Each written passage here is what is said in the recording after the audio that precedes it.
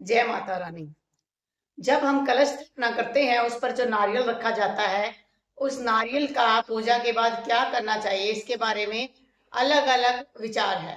कुछ लोग कहते हैं कि उसको प्रसाद के रूप में खा लेना चाहिए, कुछ लोग ये कहते हैं कि उसको आप जल में प्रवाह कर देना चाहिए, कुछ लोग कुछ कह रहे हैं, कुछ लोग कुछ कह रहे हैं। तो अगर हम नारियल की बात करें भक्तों, तो नारियल क्या होता है कि यहाँ जब हम माता रानी की पूजा में इसे रखते हैं तो ये बहुत ज्यादा पवित्र हो चुका है। इसके अंदर इतनी ज्यादा पॉजिटिविटी आ चुकी है कि अगर आप चाहें तो उसे अपने घर में भी रख सकते हैं। घर में रखने का मतलब क्या है? आप अपने घर की जो तिजोरी है उसमें उसे लाल कपड़ा बांधकर, जैसे वो बंधा हुआ है, जैसे ये नारियल बंधा हुआ है, उसी प्रकार से लाल कपड़ा बांधकर आप उसे अपने घर की तिजोरी में रख सकते हैं।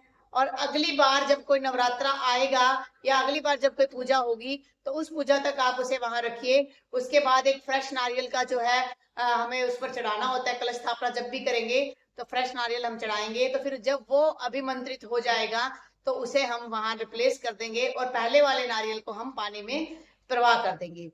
एक हो गया, पहली बात आप तिजोरी में रख सकते हो। दूसरा, उस नारियल को आप अपने पूजा स्थल पर, अगर आपके पास इतना स्पेस है, एक बड़ा सा स्पेस बना रखा है, एक बड़ा मंदिर बना हुआ है आपके घर में, तो वहां पर भी आप उस नारियल को वहां रख सकती हैं। इसके साथ साथ आप घर के मेन दरवाजे पर, जो मेन गेट होता है, वहां पर भी एक कोने पर उसे बांध सकते हैं। इससे घर में नेगेटिविटी नहीं आएगी। इसके साथ साथ अगर कोई बिजनेस कर रहा है या कोई ऑफिस में कोई काम कर रहा है या कोई जॉब कर रहा है, अगर उसके पास वहां पर इतना स्पेस है तो वो उस नारियल को वहां अपने वर्क प्लेस पे, जहां वो काम कर रहा है, जहां से इनकम का सोर्स आ रहा है, वहां पर भी उसे स्थापित कर सकता है। तो नारियल को जल प्रवाह भी किया जा सकता है।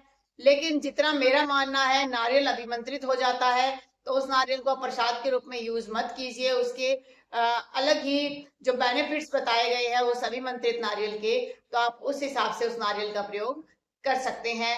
आशा करती हूँ कि आपको जो है मेरे ये कुछ पॉइंट जो है वो आपको अच्छे से समझ आ गए होंगे। बाकी आपकी खुद की इच्छा होती है, खुद की श्रद्धा होती है कि आप किस प्रकार से उसे फॉलो करते हैं।